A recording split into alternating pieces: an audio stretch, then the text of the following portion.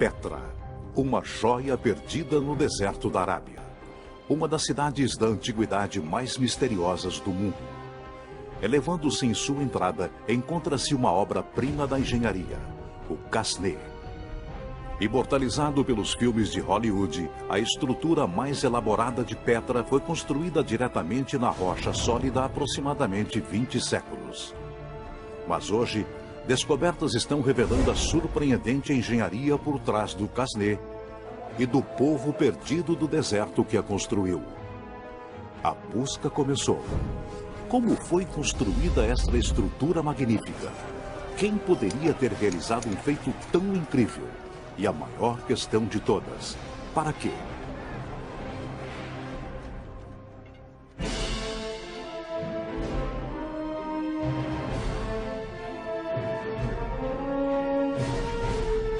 Arquitetura secular. Petra. A paisagem árida do deserto do sul da Jordânia. Todos os anos, mais de 500 mil de turistas atravessam o estreito desfiladeiro com pouco mais de 1 quilômetro de comprimento que penetra profundamente no terreno árido e rochoso. Eles repetem os passos de um trépido explorador suíço chamado Burckhardt, que em 1812 veio até aqui por conta de rumores de uma antiga cidade perdida. A estreita e sinuosa fissura serpenteia em meio a altos penhascos, oferecendo vislumbres sedutores da estrutura à frente. Nada prepara o visitante para o que existe por trás da última curva. A estrutura mais magnífica de Petra. Este é o Qasné.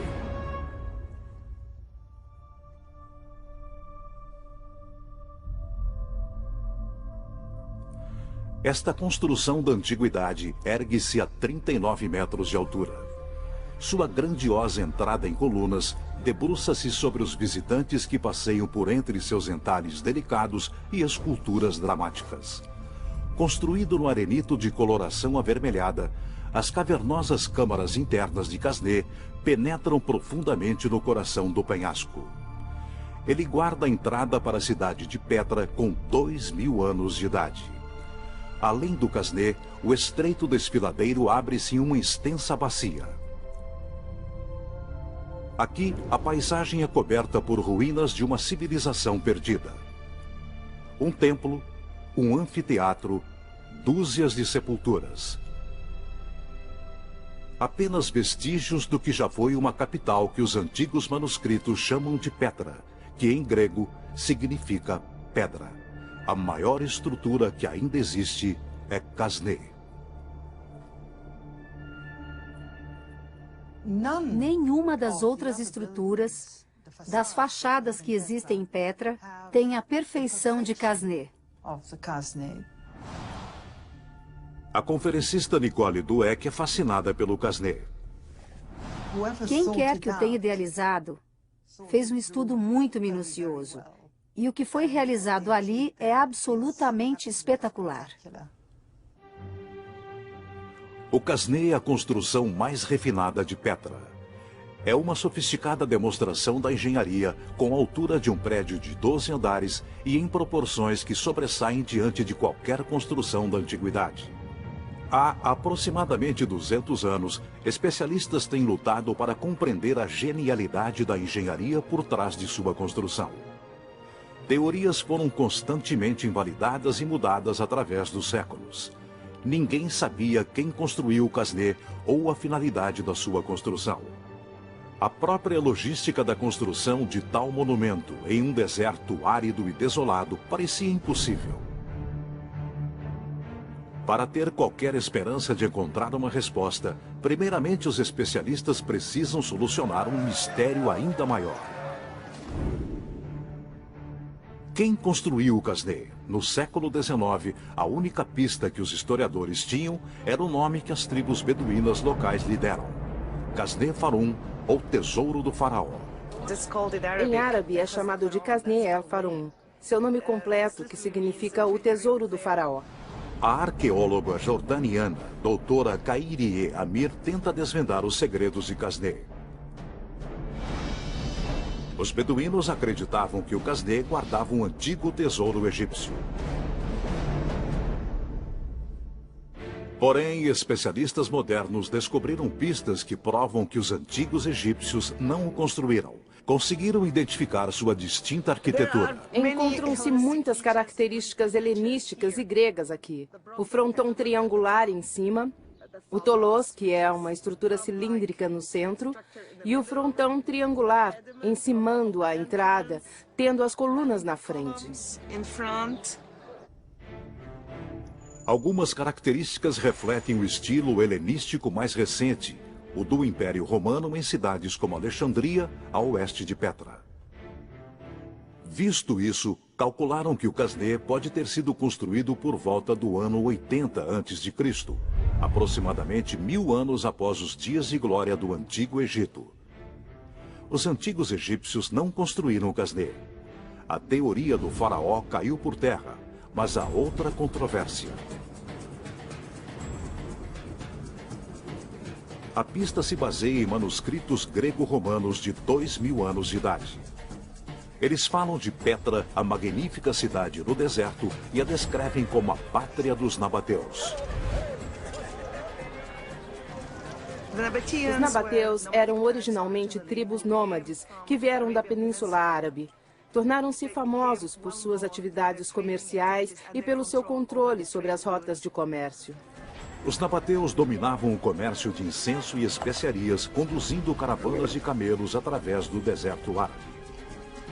Não podemos pensar em uma caravana de 5 camelos. Devemos pensar em caravanas de algumas centenas de camelos, se não milhares. O centro de tudo isso era esta cidade capital que eles haviam construído, que é Petra.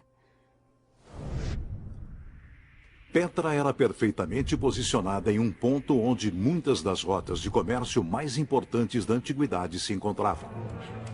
Daqui, os nabateus podiam negociar com os romanos e gregos a oeste e persas ao leste, conduzindo caravanas da Arábia ao mar Mediterrâneo. O comércio os tornou ricos e poderosos.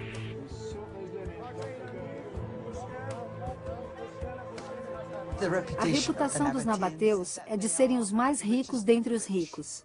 Imensa riqueza, os novos ricos. Historiadores sabiam que os nabateus eram governados por reis dinásticos e no século I a.C. haviam estabelecido comunidades na região. Mas ninguém fazia ideia que os nabateus eram mestres construtores, capazes de criarem uma cidade como Petra e a obra-prima que é o Casné.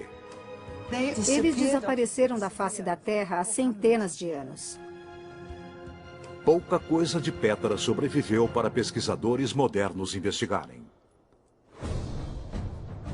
No entanto, trabalhos inovadores estão começando a descobrir os segredos de engenharia dos nabateus.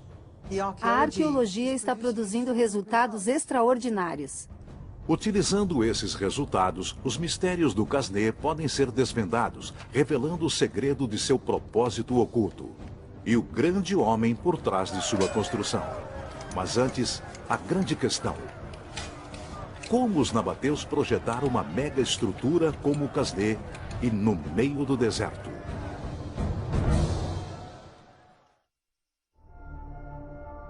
Petra é uma das cidades mais belas da antiguidade.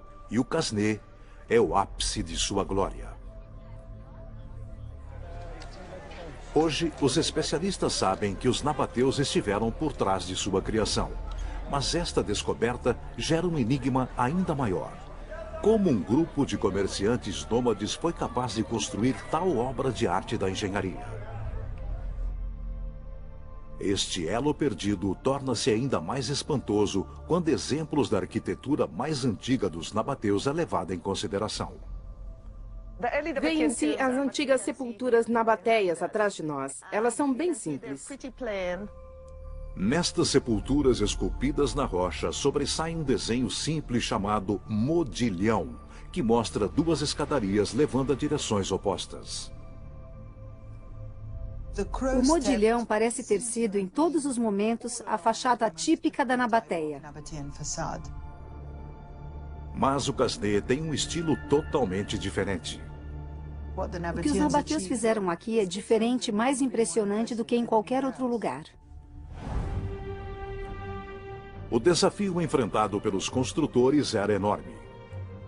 Os especialistas queriam descobrir como eles conseguiram escalar o penhasco praticamente vertical até a altura do Casné, 39 metros. Um pesquisador está reexaminando os indícios.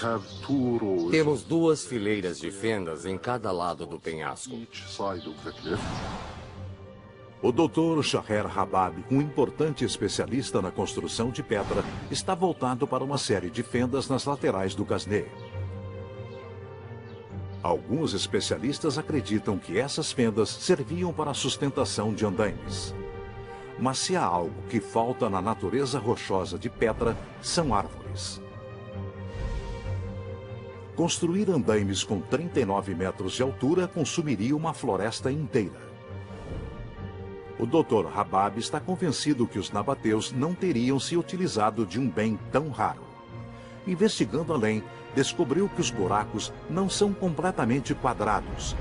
São, na verdade, mais profundos na base do que no topo.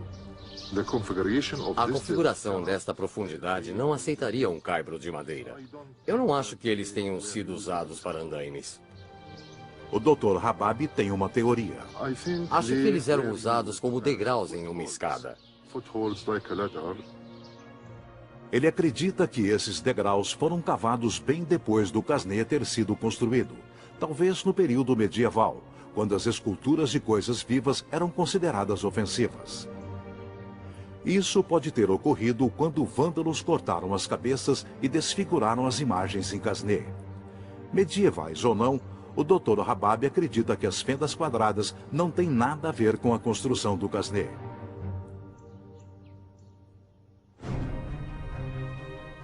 Agora quer descobrir como os nabateus tiveram acesso à estrutura e encontra sua resposta numa sepultura que não chegou a ser terminada.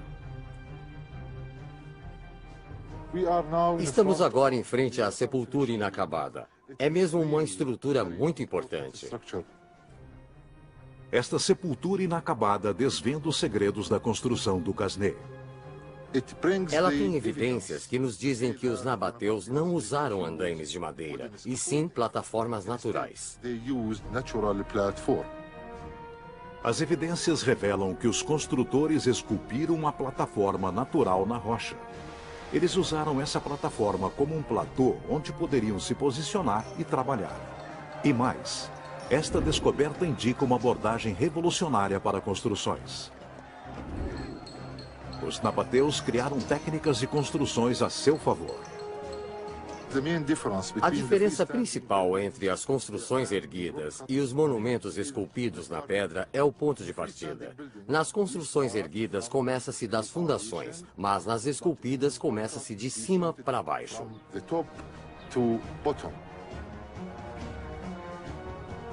A construção não foi feita da maneira tradicional, do solo para cima. Ela foi escavada na rocha de cima para baixo. Os construtores começaram em uma altura de 39 metros. Planejaram com inteligência a localização de Casné. Os contornos naturais do penhasco formavam um caminho para a parte mais alta de seu canteiro de obras. A subida deve ter sido precária. Na verdade, uma solução simples pode ter facilitado tudo. Degraus esculpidos na rocha. Muito dessas escadas ainda podem ser vistas nos penhascos circundantes que levam ao Casné.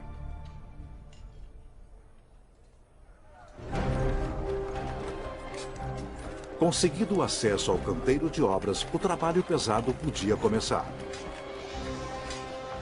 A obra toda foi completada em 2 estágios. Primeiro, com o trabalho exaustivo de nivelar a superfície acidentada do penhasco. Começando no alto do Casné, os nabateus abriram um caminho na rocha para criar a primeira plataforma de trabalho. Daqui, eles prosseguiram para baixo, recortando a face irregular do penhasco para criar uma superfície de trabalho uniforme. Por todo o Casné, o Dr. Habab identificou marcas na rocha. Elas revelam as ferramentas necessárias para cada estágio de sua construção. Marcas grandes e fundas indicavam que a maior parte do trabalho foi conseguida com a utilização de picaretas. Eles devem ter levado meses para cortar esta rocha. Quando os nabateus chegaram embaixo, a tela estava pronta para ser trabalhada. O segundo estágio podia então começar. Os construtores subiram de volta, cortaram outra plataforma e começaram um trabalhoso entalhe decorativo da fachada. Cada corte tinha de ser perfeito. Se os construtores cometessem um erro, não poderiam subir de volta para consertá-lo. As ferramentas dos nabateus eram feitas apenas de ferro cru e eram usadas com habilidade para esculpir o arenito macio de Petra. À medida que trabalhavam descendo o penhasco, os construtores começaram a revelar a estrutura acabada. Era como deixar cair uma grande cortina de pedra para expor a obra-prima por trás dela.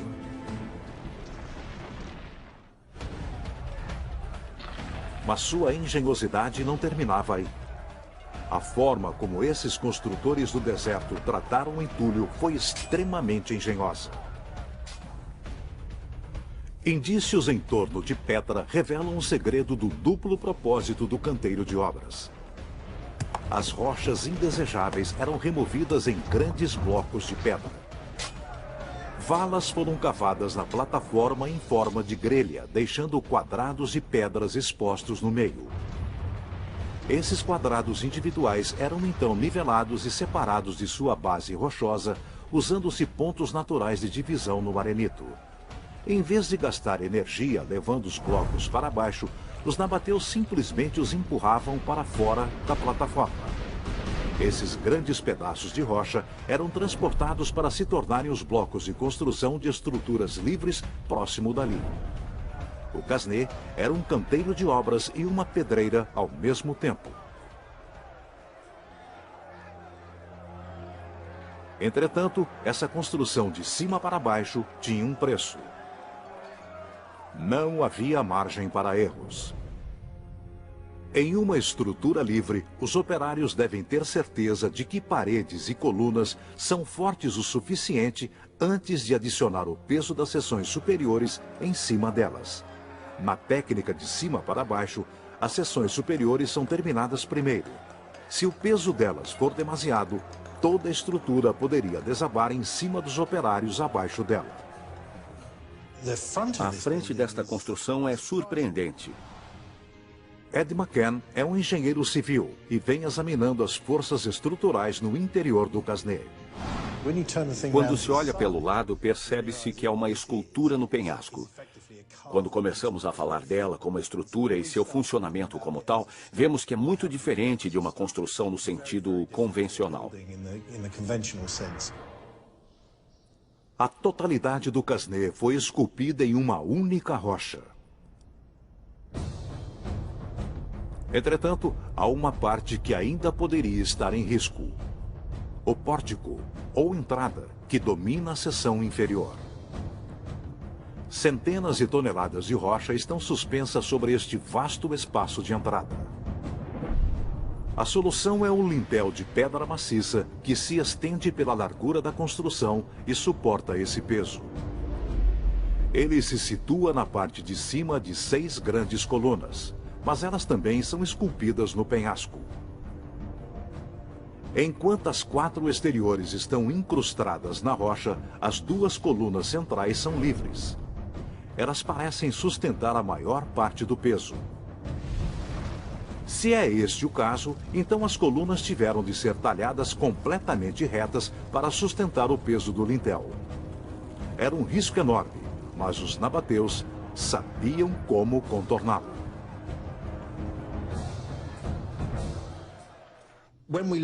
Quando olhamos para a estrutura, parece um lintel sustentado por colunas. Olhando melhor, vemos que o lintel está ligado ao penhasco, faz parte dele e tem suas extremidades incrustadas na rocha maciça. É difícil imaginar um desabamento, mesmo que as colunas centrais fossem retiradas. Há uma prova convincente para corroborar essa teoria. O Casneh passou por uma grande restauração na década de 1960. Antes disso, uma das colunas centrais estava faltando. Em quadros do século XIX, a coluna faltante pode ser vista. Mesmo sem ela, o Casneh continuou intacto. As colunas não sustentam peso. O lintel, na verdade, a fachada inteira, é totalmente sustentada pelo grande penhasco sobre o qual ele repousa. Essas descobertas mostram que a construção do Casneh não foi obra do acaso. Os nabateus sabiam o que queriam fazer e como fazê-lo. Eles tinham consciência de cada elemento antes de construir algo assim. A construção foi planejada meticulosamente e conduzida com todo cuidado. Não só havia uma equipe de entalhadores, escultores e extratores de pedras, como também um supervisor. Um arquiteto projetou a fachada principal. Por habilidade do arquiteto, os nabateus conseguiram criar uma estrutura monumental com uma fração de risco e esforço de engenharia.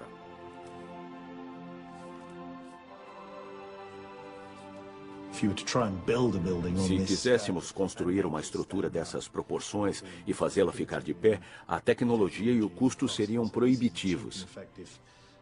Este foi um modo econômico e eficiente de se conseguir um efeito fantástico. Os peritos estabeleceram como a fachada foi construída, mas faltava muito em suas investigações. Continuavam as dúvidas sobre o interior do Casneh e para que ele servia.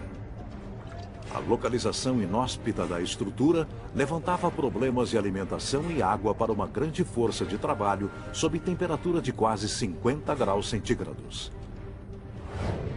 Mas primeiro surge outro enigma. Apesar de todo o planejamento inteligente, o local escolhido pelos construtores para o Casneh parecia suicida. El-Sik, uma fenda estreita do lado oposto, foi esculpida na rocha por milhares de anos de inundações ao longo da passagem. Poderia haver mais uma inundação súbita e inesperada, e o Casneh e seus construtores estariam em seu caminho.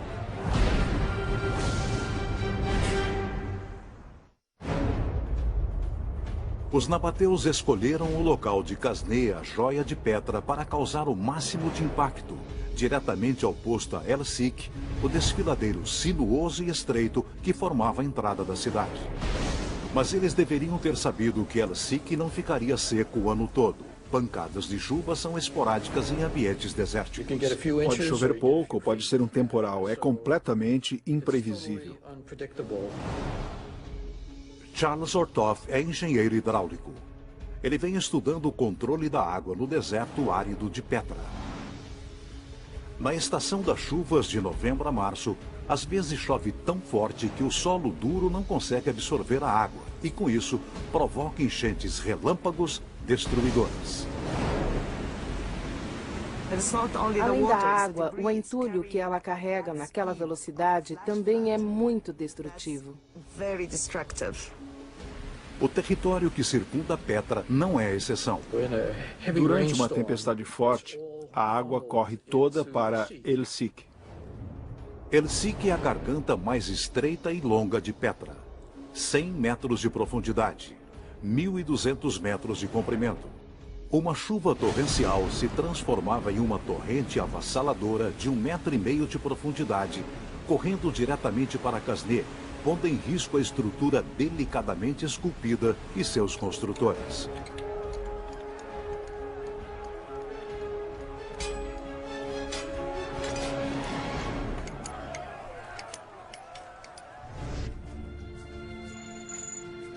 Mas em 2002, pesquisadores descobriram um complexo sistema de represas e um túnel de 30 metros escavado no penhasco. Os construtores nabateus anteciparam-se ao perigo. O túnel fazia parte de um plano elaborado para enfrentar as enchentes destrutivas de El-Sik. Uma represa desviava a torrente da inundação para o túnel, que a levava para um desfiladeiro próximo, passando ao largo de El-Sik. É uma realização extraordinária para engenheiros de 2000 anos atrás. Eles literalmente detinham a enchente, mas não era só para proteger o Casneh. Um trabalho arqueológico recente fez um avanço surpreendente nos estudos de Petra. O túnel é apenas um elemento de um grande sistema de distribuição de água. Um dos maiores elementos no estudo dos nabateus agora é a estação elevatória. É a engenharia hidráulica. Seu tamanho e sofisticação fazem dela um dos maiores feitos da engenharia hidráulica na antiguidade. E sua eficiência era imbatível. Cada gota de água é usada de um modo ou de outro. E assim havia um fornecimento de água contínuo o ano todo. Absolutamente perfeito. De uma só vez, a descoberta solucionou outro enigma. Como os nabateus mantinham sua força de trabalho abastecida de água no meio do deserto? Eles entendiam a importância de preservar, canalizar e distribuir a água. Sem água em uma área como Petra, você morre.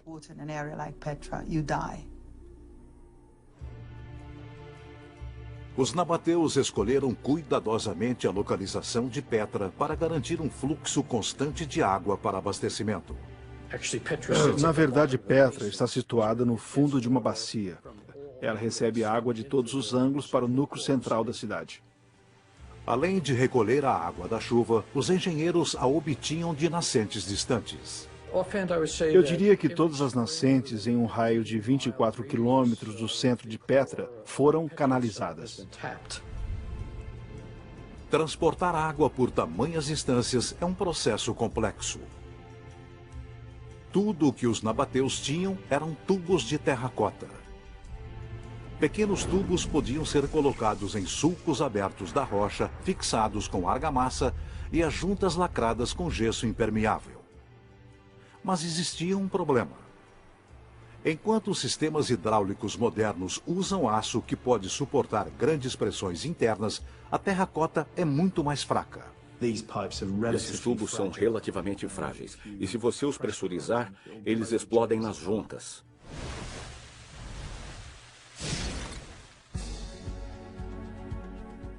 Os nabateus tinham de encontrar um modo de conduzir a água através dos tubos, e a solução pode ser vista no alto dos penhascos que circundam a cidade.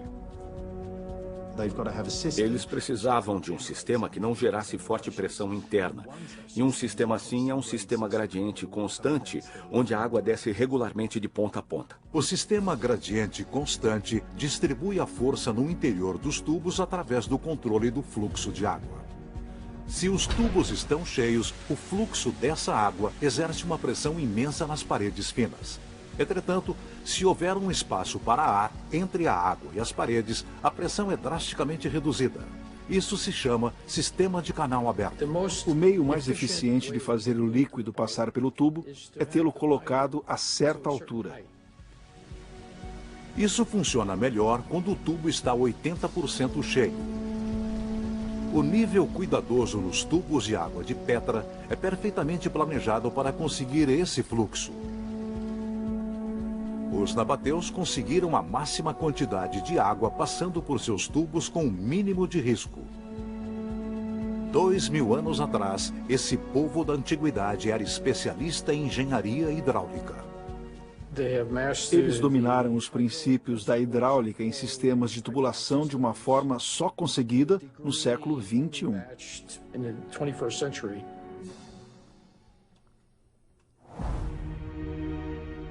Uma coisa é recolher água na estação das chuvas, mas o desafio é ter suprimento de água durante os meses de seca. A solução foi um armazenamento subterrâneo. Existem 200 cisternas na cidade. A extraordinária engenharia dos tubos de terracota acima do solo é igualada abaixo dele com esta rede complexa de cisternas. Se formos ver a capacidade das cisternas, teremos vários meses de abastecimento para uma população grande. E mais, As proporções do sistema hidráulico sugerem uma cidade com população de 50 mil pessoas e milhares de negociantes em trânsito. A cidade era como um oásis artificial no deserto. É uma cidade de jardins, fontes, cisternas. Para onde quer que se olhe, há um pouco de água vinda de algum lugar em cascata. Ela refletia a ambição crescente de seus habitantes. Estruturas monumentais foram construídas no centro da cidade. Grandes templos e santuários em torno da principal via pública. O teatro foi talhado na rocha e o magnífico conjunto chamado de túmulos reais na Rua das Fachadas, que vem da entrada da cidade e de Helsinki. Uma forma de mostrar o quão importante você é no cenário internacional é criar uma cidade da qual todos se lembrarão.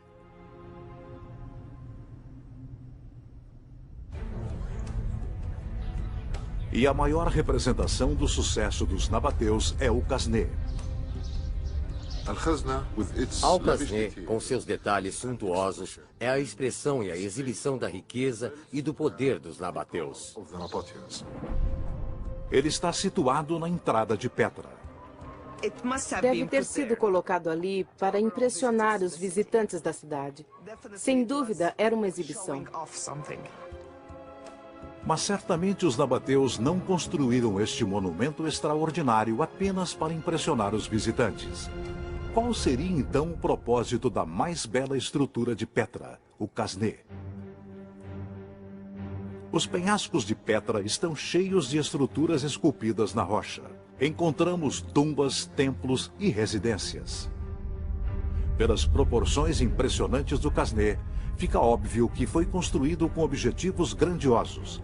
A pergunta é, o quê? Os indícios estão ocultos na escultura.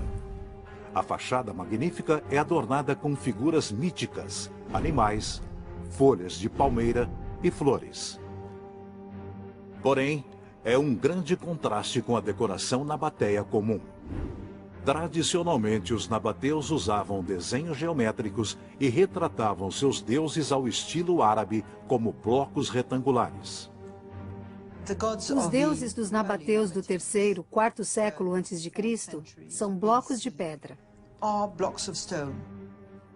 Longe de simples blocos de pedra, as esculturas da fachada foram identificadas como Amazonas, as grandes guerreiras da mitologia grega.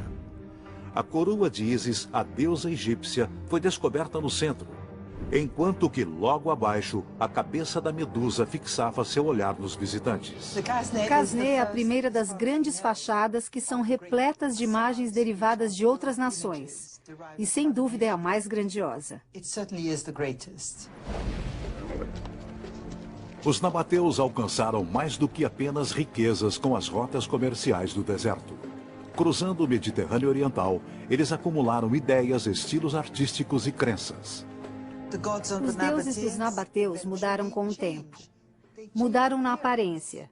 Não são mais blocos de pedra. Eles são parecidos com Zeus, Ísis, Afrodite, os deuses das nações que os rodeiam.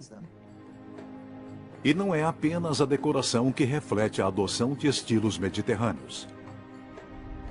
A fachada inteira imita a arquitetura do mundo clássico. Acho que a monumentalidade, a influência do Egito é definida ali. Mas a influência da cultura greco-romana também está presente no Qasné. É fácil imaginar como os nabateus reuniram essas ideias, mas é menos óbvio o porquê de desejarem copiá-las. A resposta é tão relevante hoje quanto era há 2000 anos. Vejam as minhas roupas. Não estou usando roupas tradicionais da Jordânia, nem o carro.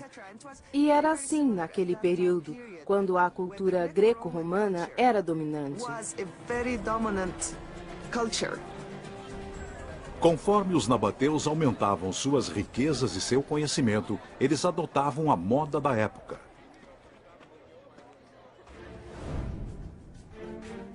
E aplicando essa mitologia adotada, as histórias ocultas na escultura podem ser desvendadas, revelando indícios vitais sobre a função da grande construção. Vemos 4 águias que deveriam levar a alma dos mortos ao paraíso. Nos lados, há 6 figuras de amazonas dançando com um machado duplo, a dança da morte dessas guerreiras. E as 2 figuras na base do Casnê são os gêmeos romanos, Castor e Pólux, que guiavam as almas para o mundo dos mortos. Existe uma forte associação com a morte em quase tudo que vemos aqui. E há outros sinais da dedicação dos nabateus aos mortos. Logo na entrada, vemos esta bacia com um buraco e um canal na direção do exterior, que teriam sido usados para oferecer sacrifícios. As pessoas podiam vir, admirar a linda fachada, entrar, ofertar seu sacrifício, que poderia ser óleo e perfumes preciosos, talvez um pequeno animal, cujo sangue era derramado aqui e recolhido na bacia. Oferendas e sacrifício para os mortos eram uma parte importante das crenças dos nabateus. A evidência da morte e de rituais são sinais da função do Casnê, mas não revelam seu verdadeiro propósito. Poderia ser um templo, um monumento, um túmulo. Talvez os últimos indícios estejam lá dentro. Mas depois da gloriosa fachada, o interior do Casnê é uma surpresa. Não há grandes suítes nem decoração elaborada. Apenas uma simples câmara principal de 12 metros quadrados, 13 metros de altura e com 2 cômodos laterais na frente.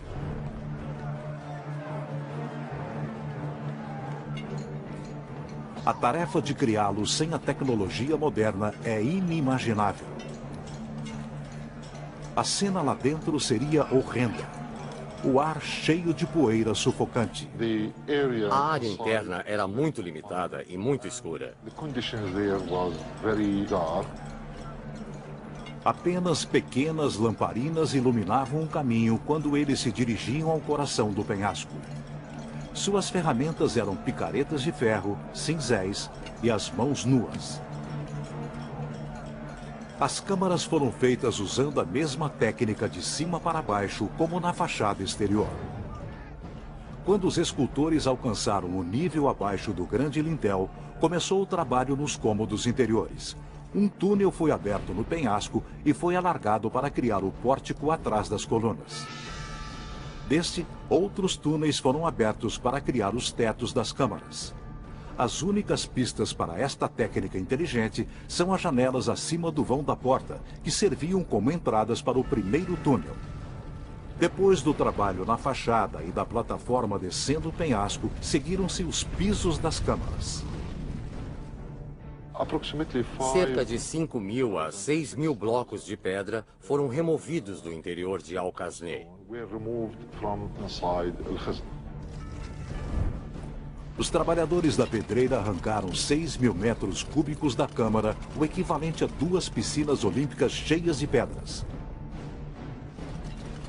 É uma realização incrível.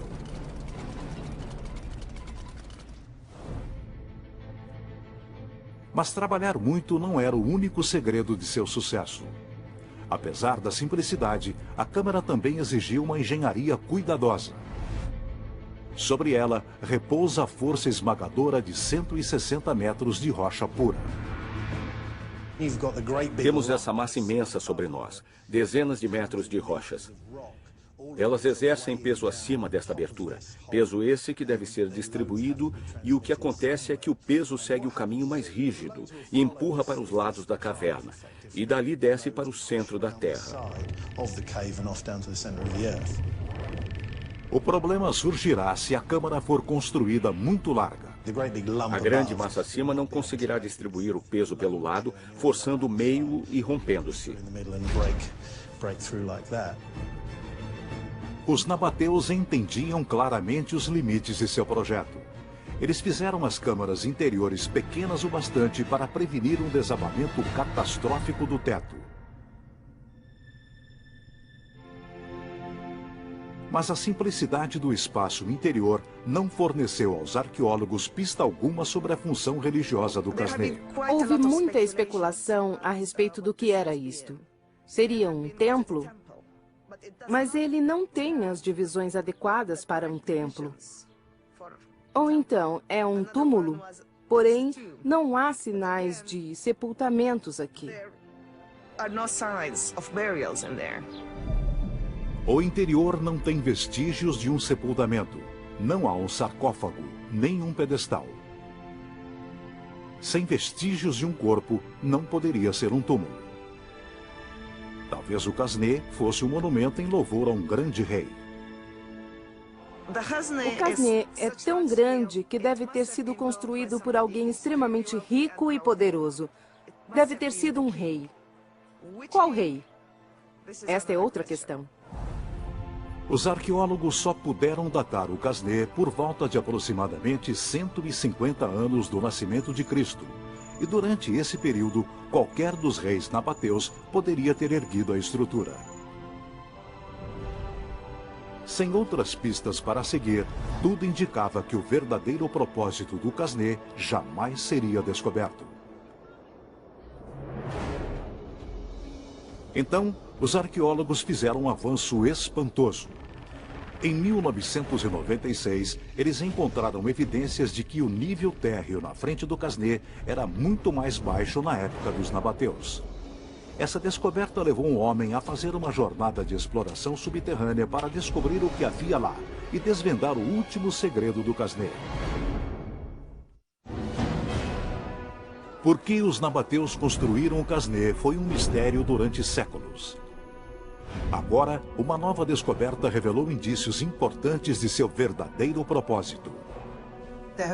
Houve descobertas e escavações, mas nada tão importante quanto esta. Essa escavação adiciona mais informações sobre esse belo e único monumento em Petra. Suleiman Farajah foi diretor do Parque Arqueológico de Petra. Farajah sabia que a superfície pavimentada do El Sik, o desfiladeiro sinuoso levando a Petra, desaparecia sob a areia 300 metros antes de seu final. Ele teve um palpite. Se o caminho continuasse sua trajetória para baixo, alcançaria o Casneh bem abaixo de seu nível atual. Poderia ver um nível inteiro do Casneh oculto, coberto por centenas de séculos de areia.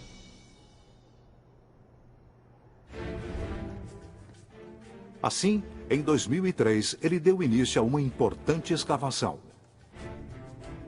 Seu palpite revelou-se correto.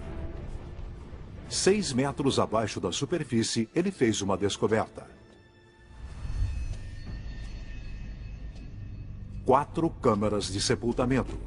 Dentro delas, os esqueletos de 11 indivíduos.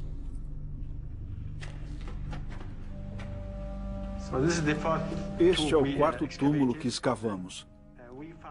Um homem foi sepultado aqui e há alguns ganchos para pendurar oferendas, tais como incenso. O Casneh é mais que um monumento. É um mausoléu com uma cripta sob o mesmo. Mas quem estaria sepultado aqui? Seriam esses esqueletos do construtor real de Casneh e sua família? Para identificar o rei, Farajah tinha de datar os sepultamentos. Especialistas examinaram os itens encontrados no túmulo. Todos os artefatos são do século I antes de Cristo.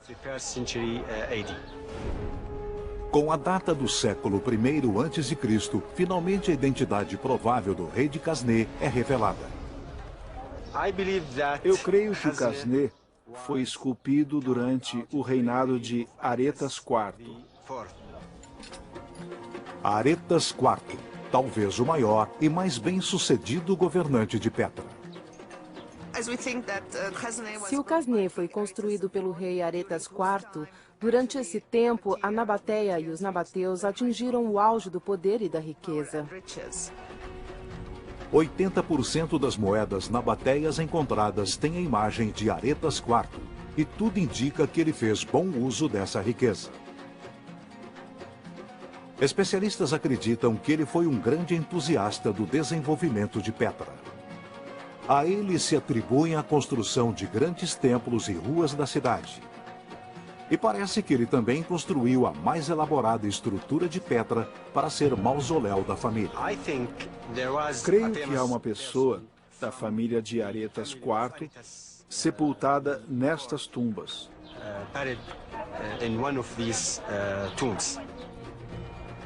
Embora se pense que Aretas IV está sepultado em outro local, esses túmulos subterrâneos contêm os restos mortais de seus parentes que jazem sob o Casneh. Aretas recebeu o título de amigo de seu povo, e o Casneh parece ter sido grandemente reverenciado.